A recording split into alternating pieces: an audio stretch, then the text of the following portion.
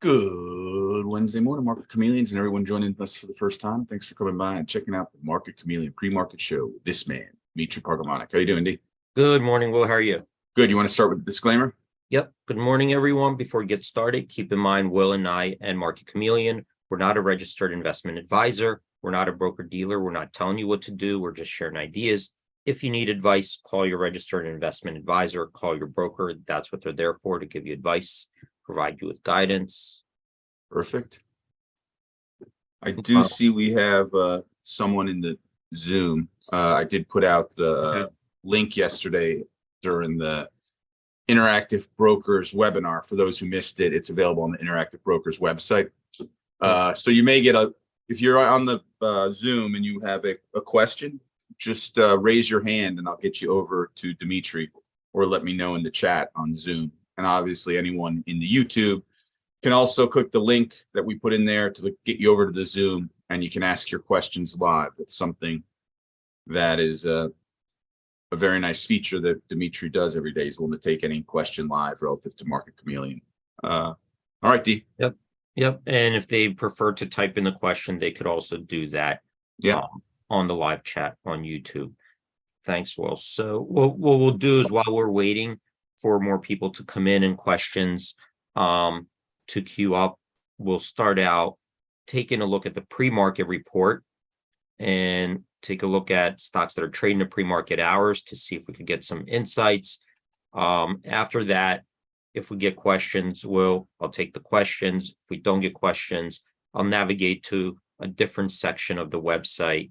We'll pick a tool and try to talk about that tool and what type of insights we could get from there. Perfect. So let's start with the pre-market report. These are stocks trading in the pre-market hours. Coming down here, and I see 3 lists: our most active list, our biggest percentage gainers, biggest percentage decliners. Coming down here, I see 64 stocks made our percentage gainers list so far, 48 on the decliners. From this perspective, we're looking like we're setting up for a more bullish bias at the open. If we look at this list, we do see that a lot of them are low cap stocks. There are ETFs in there, leverage products, closed-end funds. Pretty much anything that's listed on the major U.S. exchange that is trading in the pre-market hours and meets our thresholds can make this list.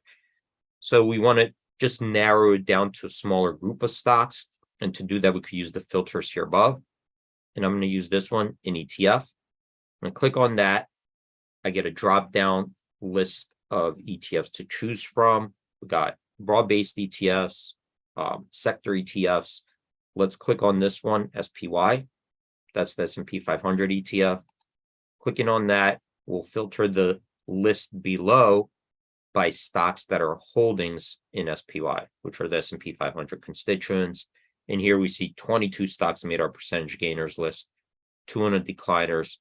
So again, this also looks like we're setting up for bullish bias at the open from this perspective. And I think that we did get a CPI number come in, indicating that while inflation is still high, it's coming, the rate of increases is slowing down and trending at least in the right direction. And this might be, something moving forward where maybe we're prepared for, inflation is still above the 2, it will remain above the 2% target rate, but it's going to slowly, trend towards that way. And I think that the markets are pricing in, that favorably. So we see the markets up in the morning today.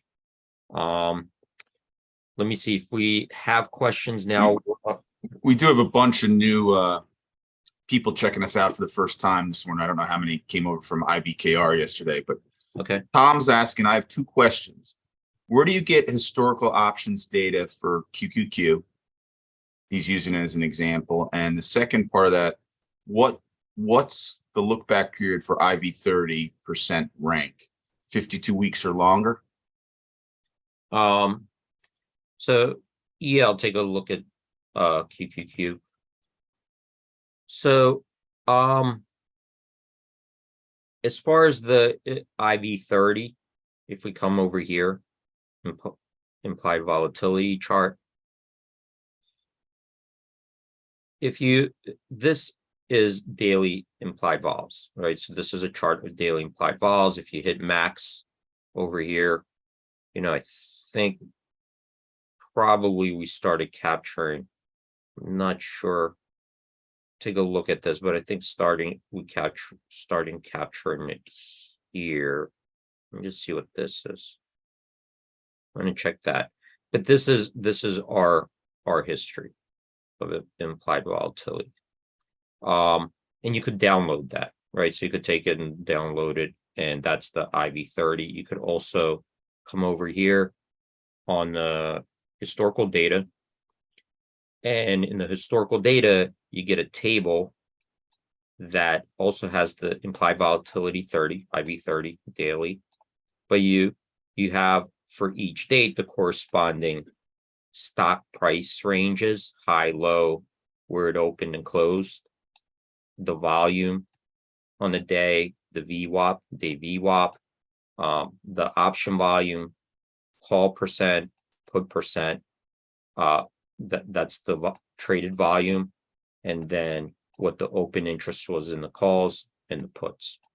All right, so if you download that, you'll get that same history. And here we do have certain, well, now we have like a daily expiration here. So there is an expiration every day. But if we have some, we do give some indicators if there are events. So you could get that from here. That's the history, QQQ. Perfect. And you okay. can get that with any stock or ETF, correct? Yeah. I just used the QQQ as he used QQQ as his example. We did have a question that popped in from Zoom from Sorish. He's saying, hi, thank you for the live question. Do we reduce our risk when we focus only trading SPY and QQQ, for example, and not individual stocks? Yeah, no, that's a good question. If you, for example, and why do most people trade that, right? So let's take a look at the volumes. So you could see here, this is yesterday's option volume. We didn't open yet. And this is actually by dollar volume, but let's switch it to just contracts. So I just switched it to contracts here. Here, let me sort it. So you could see that the top two are the most volume is SPY, QQQ. You got Tesla in there. A lot of people still trade Tesla. And then you have Palantir, which just jumped because they reported earnings. They're up 23%. They're talking about AI. And the question is, well, do you reduce your risk trading SPY options versus like something like Palantir or even Tesla?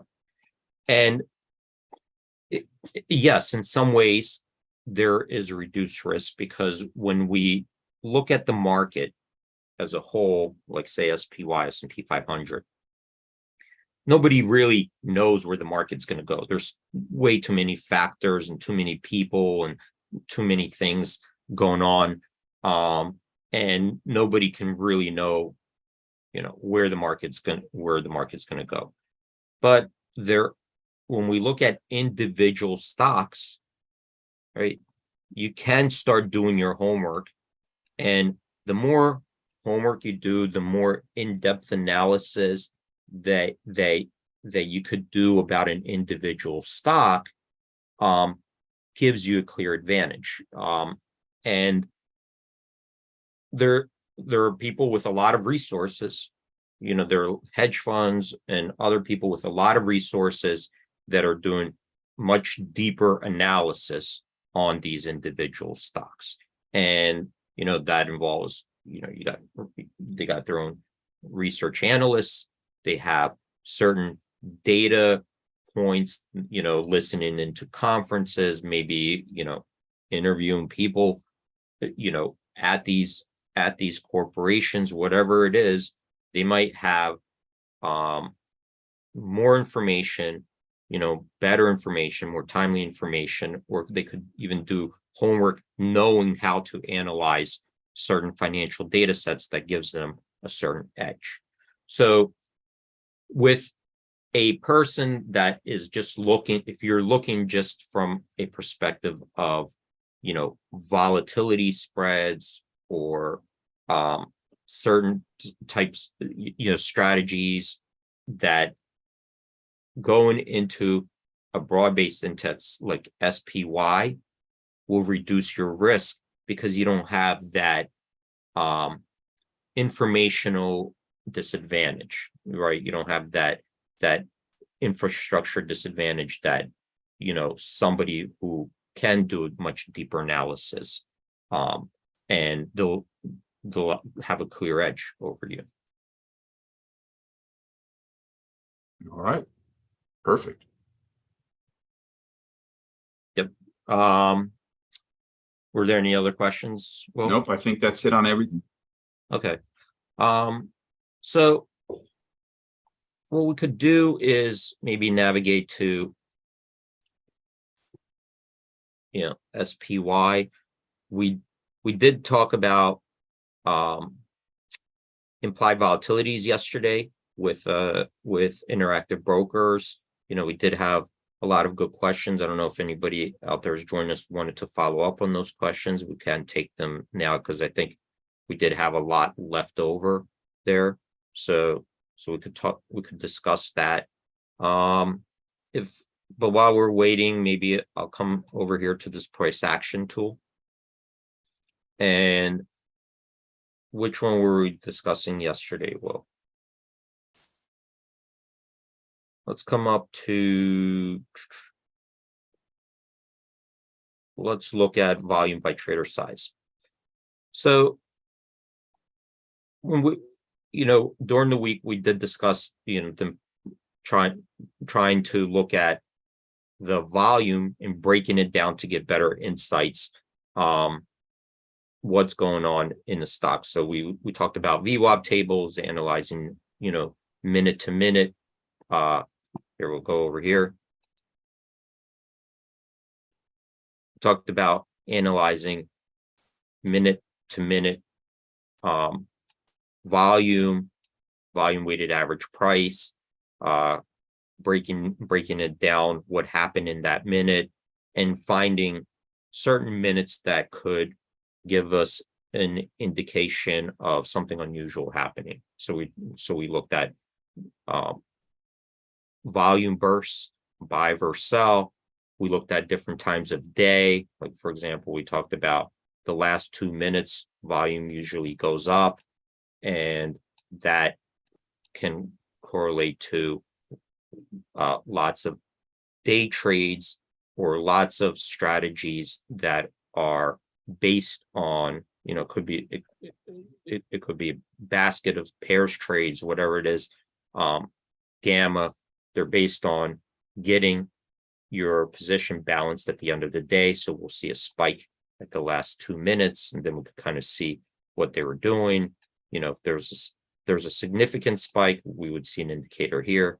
If there was a significant move in a VWAP, we would see it over here. And the idea there is that besides looking at the price and volume action, we're trying to kind of figure out how people are positioning and what different types of market participants may be doing, in a certain stock. And somebody even brought up yesterday, how much of the volatility can be explained from perhaps options traders, right? So when options traders are trading, they're impacting the underlying by hedging, rehedging their positions, and we would consider that non-fundamental order flow because they're just trying to balance their positions. It's not a particular reaction to some kind of a, financial data point or news. And I'm going to come down here. You know what? Let's start with this one, VWAP charts. and we'll give it a little bit of a different breakdown in the volume. And there are 3 charts in here, breaking down the volume to give us some different insights. So the first one, this is just a straight volume VWAP at different price ranges. So this kind of tells us where the bulk or the biggest volume was in what price range, and where there was maybe pockets of illiquidity or not a lot of volume.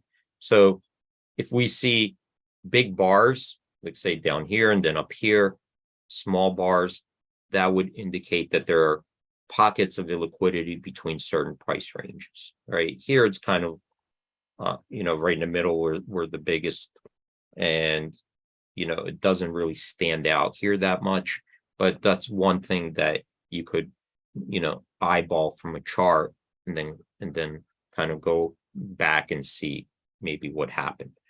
The other chart, the one in the middle, this is giving us a distribution of volume based on trader type.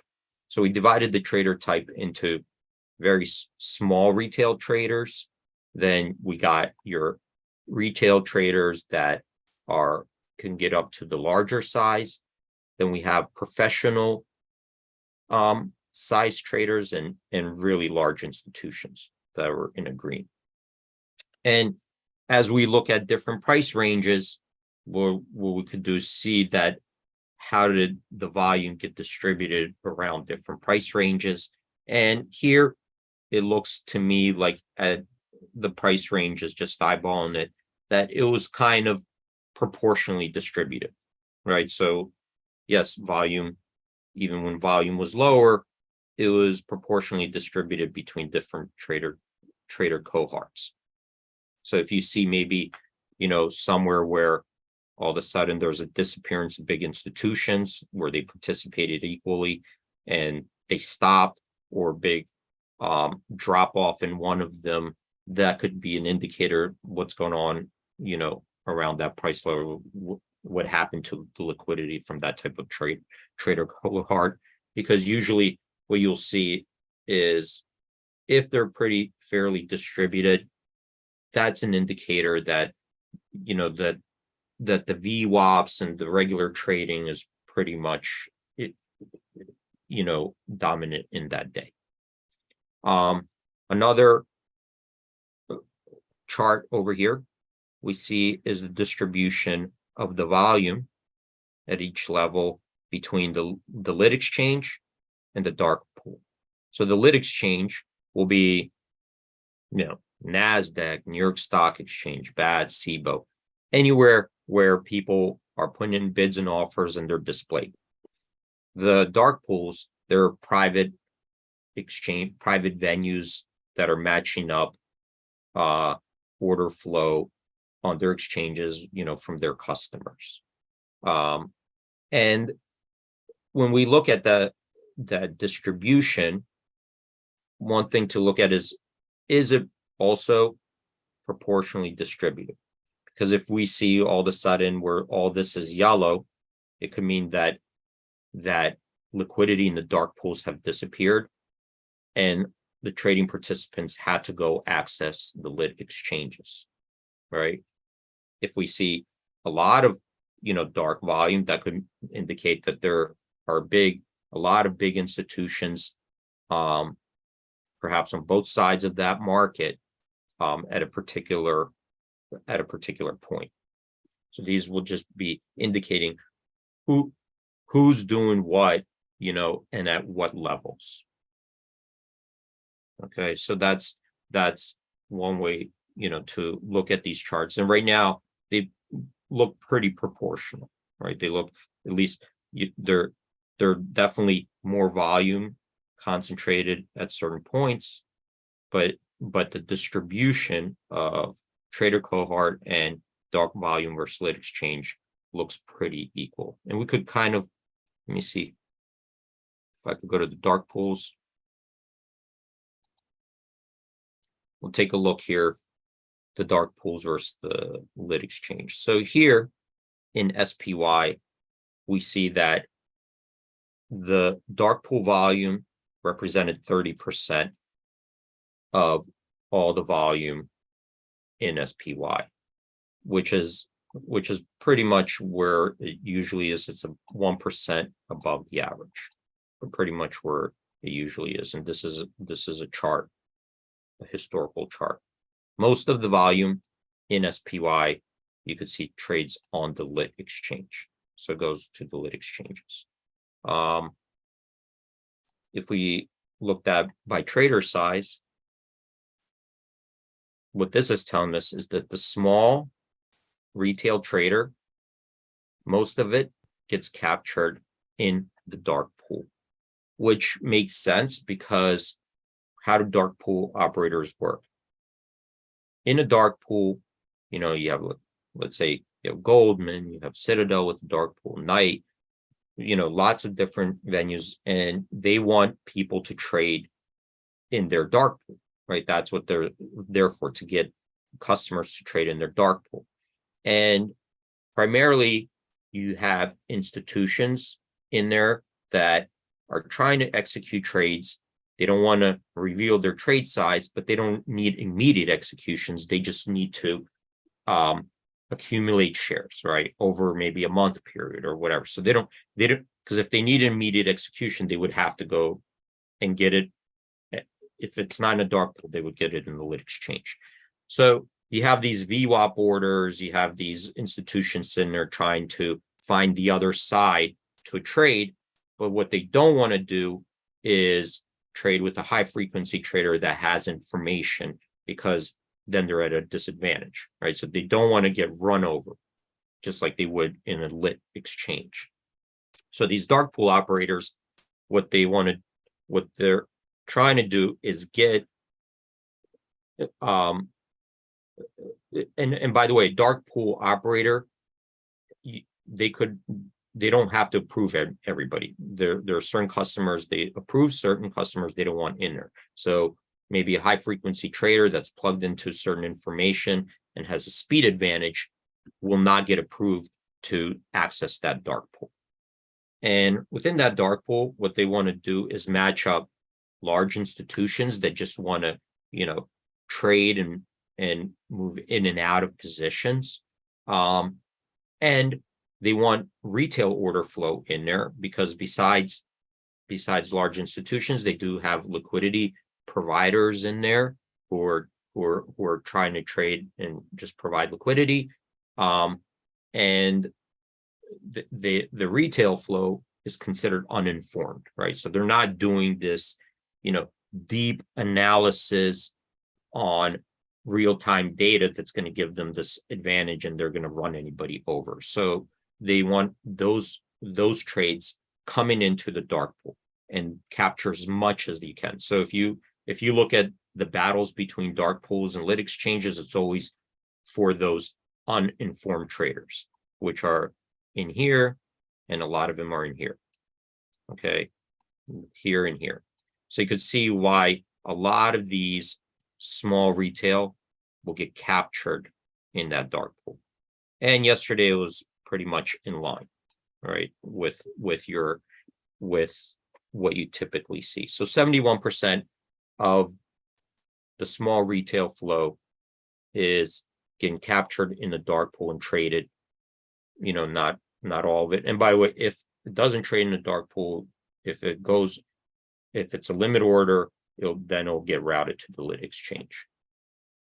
Or if it's a market order, if it doesn't get traded in the dark pool, it'll get routed to the lit exchange.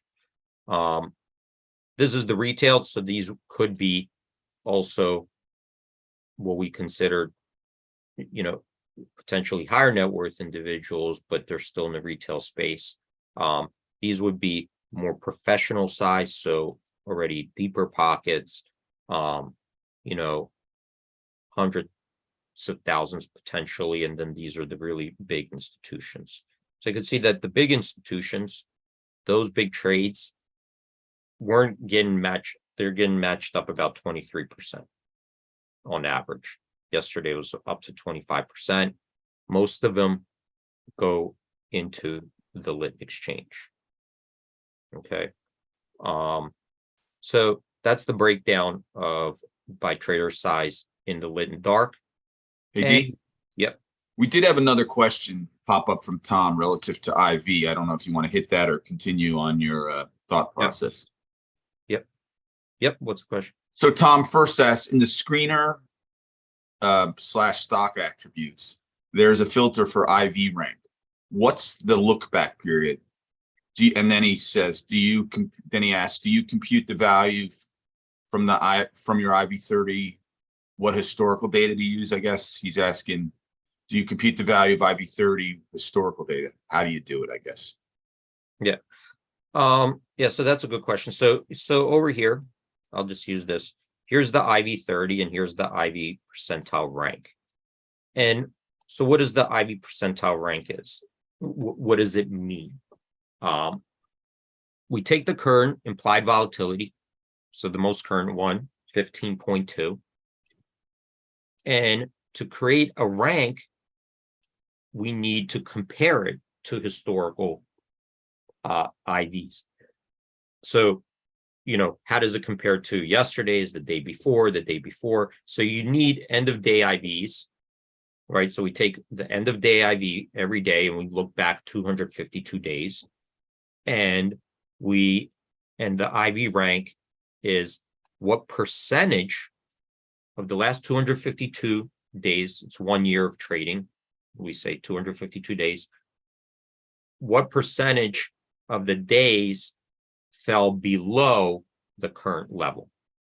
So this is saying that 5% of the last 252 days, 5% of those observations were below 15.2, meaning 95% of the other days, the implied vols were above that.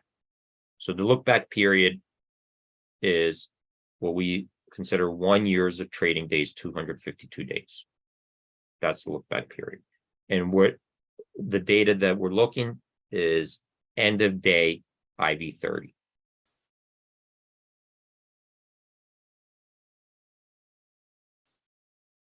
Yeah, so let me know if there was a follow-up question. He did have another follow-up. He said a question on historical vol. Do you compute based on close to close or open high low close?